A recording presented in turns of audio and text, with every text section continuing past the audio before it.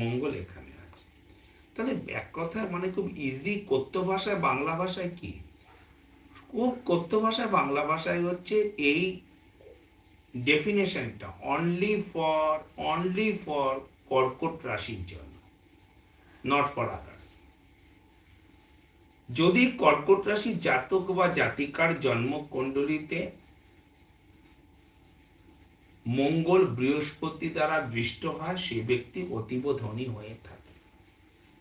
কিন্তু এবার বৃহস্পতির সাথে রাহু জুড়ে গেল, ঘন্টা ধনী হবে। যদি বৃহস্পতির সাথে কেতু জুড়ে গেল, ঘন্টা ধনী হবে। ওই প্রতি মাসে মায়না পাবে, আর মায়নায় মানে সংসার চালাতে মাইনে ফুরিয়ে যাবে। মানে চাকরি করো, ব্যবসা করো, যাই করো, ওতে কিন্তু কিছু হবে না। যদি মঙ্গলের সাথে রাহু জুড়ে গেল, মঙ্গলের সাথে শনি জুড়ে গেল, তাহলে কিন্তু হবে না। কর্কট রাশির জাতক বা